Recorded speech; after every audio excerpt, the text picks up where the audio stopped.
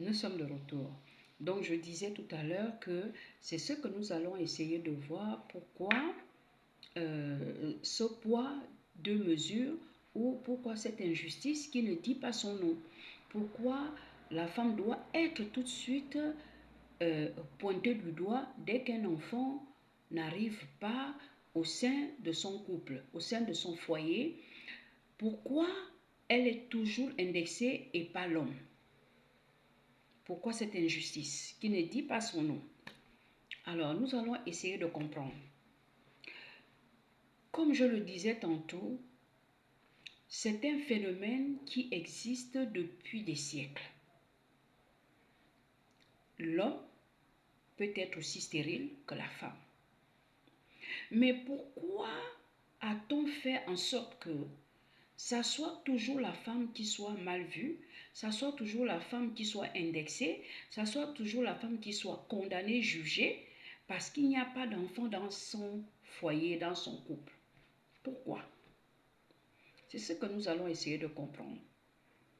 Nous allons partir du principe que dans la vie de tous les jours, dans la vie du commun des mortels, on a toujours favorisé l'homme. Je ne sais pas pourquoi. Est-ce que c'est parce que c'est lui le sexe fort? Ou est-ce que c'est parce que c'est lui l'autorité familiale? Je n'en sais rien, je ne sais pas pourquoi c'est fait comme ça, mais c'est ce que nous avons remarqué, que quand il s'agit d'un problème entre deux conjoints, un problème dans le couple, et vous verrez même que peu importe la nature du problème, ça peut être un problème d'infidélité, ça peut être un problème de stérilité comme nous en parlons là, ça peut être un problème de, de, de rejet, ça peut être un problème comment dire, euh, un problème de commodité, un problème de bienséance, peu importe la nature de la chose, la femme sera toujours indexée en premier. On a toujours tendance à fermer les yeux sur l'homme comme si l'homme était parfait, parfaitement constitué, parfaitement, comment dire, sur le plan comportemental, comme si l'homme est toujours, qui se comporte mieux que la femme. Alors que quand nous allons voir les tendances, vous verrez vous-même, si vous êtes honnête, si vous les hommes vous êtes honnêtes, vous verrez très bien que vous n'êtes pas toujours des modèles. Je ne dis pas que tous les hommes ne sont pas des modèles. Je dis qu'il y en a qui ne sont pas des modèles. Il y en a plus qui ne sont pas des modèles que chez les femmes.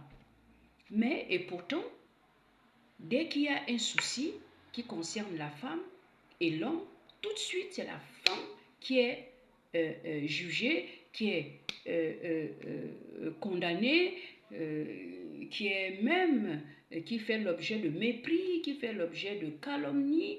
Alors, je vais prendre l'exemple, par exemple, l'exemple de, comment on dit, l'exemple de l'infidélité. Un homme peut aller voir 2, 3, 4 femmes en dehors de son épouse. Aux yeux du commun des mortels, cela est tout à fait normal. Cela est normal. Pourquoi? Je n'en sais rien. Cependant, cet homme, en faisant ça, est en train de poser un acte qui va à l'encontre des principes spirituels, des principes bibliques, c'est-à-dire les 10 commandements. Alors, voilà que lorsqu'il pose cet acte, il n'est pas jugé, il n'est pas condamné. Vous verrez même qu'il sera même plébiscité par certaines personnes telles que des hommes comme lui qui vont le plébisciter, qui vont le féliciter. Ah oui, mon frère, tu es un homme, oui, mon frère, tu es ceci.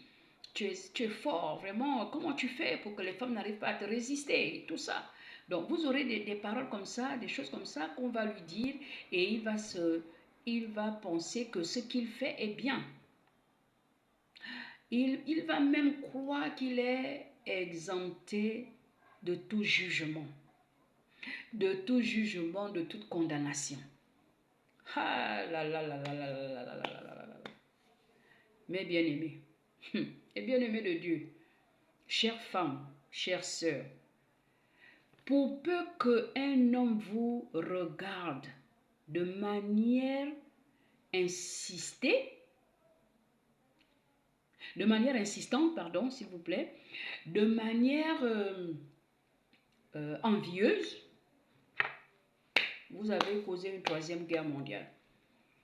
Ça va devenir un problème, mais alors là que vous n'arrivez même plus à gérer. Pourquoi cet homme t'a regardé? Qu'est-ce qui se passe entre lui et toi? Et ceci, et cela, et ceci, et cela. Pourquoi?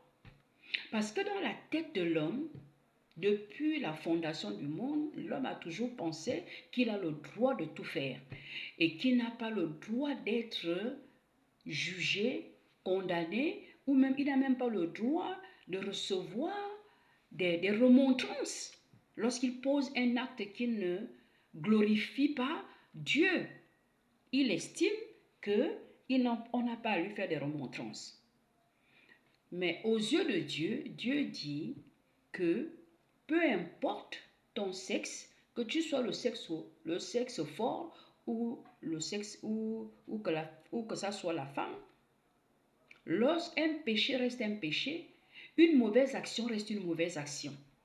Quand tu poses une mauvaise action devant Dieu, tu es aussi condamnable que le tueur en série. Parce que la parole de Dieu nous enseigne qu'il n'y a pas de petit péché ni de grand péché.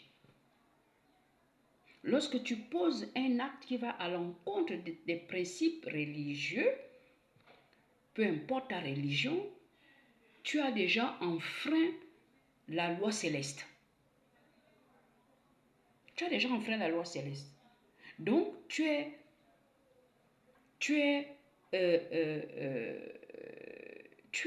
condamnable. Selon la loi céleste, tu es condamnable. Et même selon la loi des hommes, la loi humaine, tu es condamnable. Parce qu'il y a des lois qui disent qu'un homme n'a pas le droit de tromper sa femme. Si et seulement si ceux-là, si et seulement les deux sont mariés sous le régime monogamique, tu n'as pas le droit. Mais aujourd'hui, on nous fait croire que non, l'homme a le droit, même s'il est marié sous le régime monogamique, il a le droit. Oui. Il a le droit, il a le droit, il a le droit. Non, non, non, non, non. Ils vont même jusqu'à vous faire croire que non, c'est tant qu'il n'a pas épousé une deuxième femme, il n'a pas enfreint la loi, il peut aller voir ailleurs. Moi, j'ai déjà entendu des discours comme ça. Mais c'est archi faux. Les hommes, c'est archi faux. Un homme n'a pas le droit de tromper sa femme. À tout de suite.